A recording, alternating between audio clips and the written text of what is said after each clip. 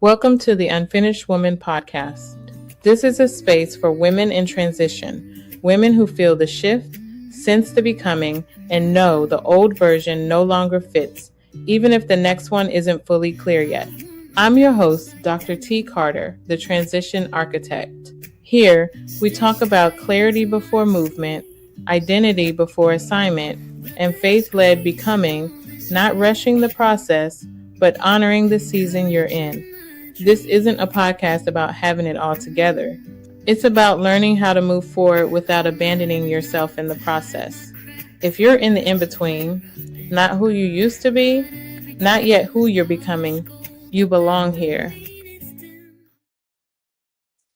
Hey, welcome back to the Unfinished Woman podcast.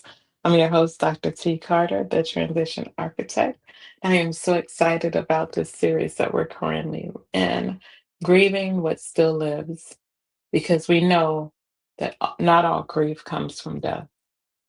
Sometimes grief comes from awareness, from realizing that you changed, from recognizing that something has shifted, from outgrowing something that once defined you. And today, what I want to talk about is something that so many high capacity women wrestle with in private. What if you're not stuck because you failed or you're disobedient? What if the real reason that you're stuck is because you haven't grieved? I believe that this question alone has freed more women than motivation ever could. Let's be honest. When you feel stuck, what do you tell yourself? You say, I must be resisting. I must be afraid. Or do you know that God told you to move and you can't? So you feel frustrated. Or you look at other people and you see them processing and you wonder, what's wrong with me? Because many high capacity women spiritualize stagnation very quickly. We assume that if we were strong enough, we'd move. If we had more faith, we'd move.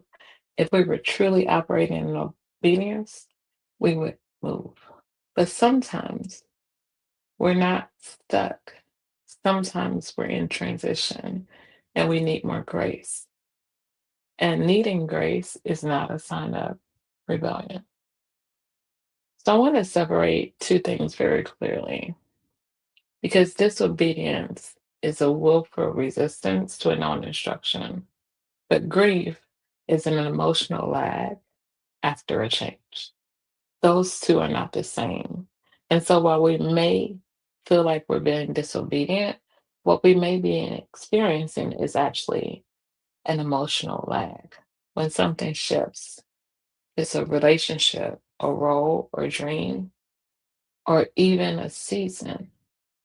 Your mind may understand it immediately, but your nervous system may need more time.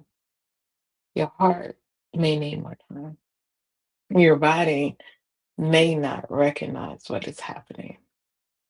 The truth is, we can intellectually agree with the direction while still needing more time to emotionally process it and integrate it into our lives. And if that's the case, that's not rebellion. That's just being human. And there's a scripture in the Bible in Ecclesiastes, very familiar, Ecclesiastes 3, that says there's a time for everything.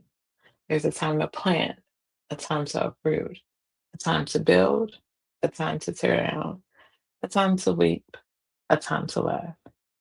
We love to build and we rush to the laughter. We celebrate when it's time to plan and do something new, but more often than not, we gloss over the time to weep.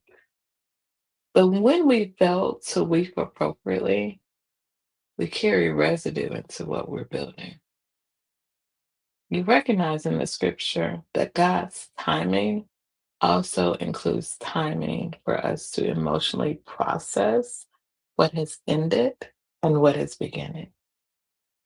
I don't believe that God is threatened by our need to take time to grieve or feel. And here's why this is especially dangerous for women who are truly high capacity.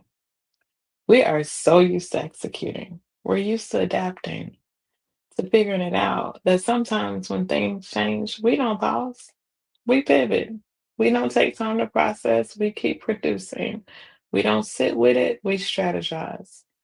But grief, unprocessed, becomes weight that we carry forward. And weight slows us down and it makes it harder for us to move. Not because we're disobedient, but because we're overloaded. So let me describe what this looks like. We say yes to a new opportunity, and then we feel about it.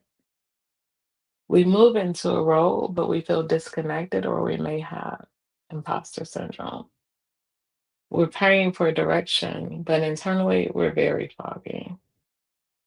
And we know that we should be excited, but something inside feels like a loss. Loss of what we expected, loss of who we were, or even loss and regret of what didn't happen. And if we're not careful and we don't take time to name it, we'll shame it.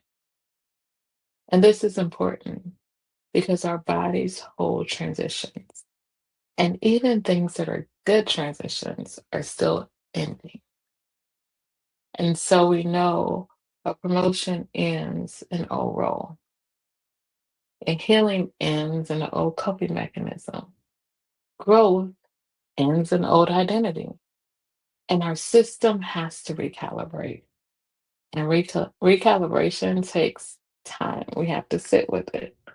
But stillness and sitting with it doesn't mean that we're stagnant. It's just that we're integrating.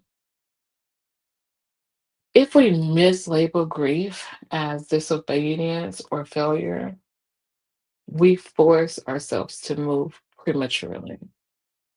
And there's danger in overcommitting, over explaining, overcompensating, and yes, even over spiritualizing.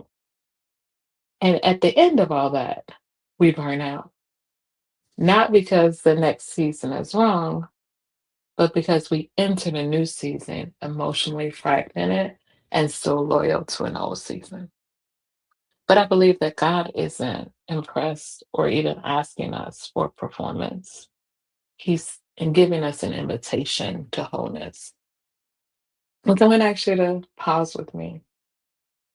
And even if you're comfortable, close your eyes, but not if you're driving, and ask yourself these questions.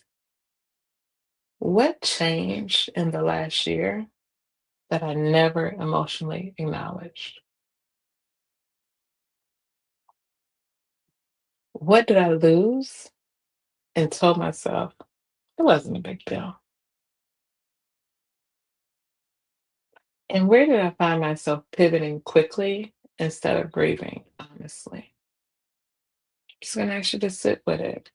Stay there for a moment. No judgment, no fixing, no rushing, no evaluating, just noticing. What if being stuck is your body saying, hey, sis, I need a moment? What if your body is saying, or your heart is saying, I need time before this next move? What if it's a protective pause, not punitive, not a spiritual failure, but protection? Because movement without integration will create instability. And here's the relief. I believe that you are not behind. I personally believe you are not faithless or operating in rebellion. I believe that you may simply be in the middle of an emotional transition. And if that's the case, I want to encourage you that emotional transitions deserve patience. You can obey God and still need time to move, to grieve. You can obey God and still need time to grieve. Those are not contradictions, they are maturity. And so, sis, I want to encourage you that you're not behind, you're not broken, And most importantly, you're not disobedient because you need time. You're in transition and you're integrating. And so the unfinished reflection for this series is, what have I labeled stuck that is actually unprocessed grief? I encourage you to sit with it, give yourself permission to feel it, because readiness doesn't come from pressure. It comes from integration, and integration takes honesty. So I want to encourage you to be honest with yourself while you work through this transition, and stay close and join us for episode 3 of this series, where we talk about how high capacity women grieve differently. Thanks for joining me on this journey. I'll see you in the next episode. Stay close. Bye. Before you go, take a breath. Remember, you are not behind. You are not late. And nothing about you is broken. You are unfinished on purpose, and God is still shaping you. If today's conversation resonated, stay connected. Follow the podcast. Share this episode with another woman who's becoming, and come back for more conversations rooted in clarity, identity, and transition. Every step forward doesn't have to be loud, it just has to be aligned. Honor your season, trust your becoming, and I'll see you next time on the Unfinished Woman podcast.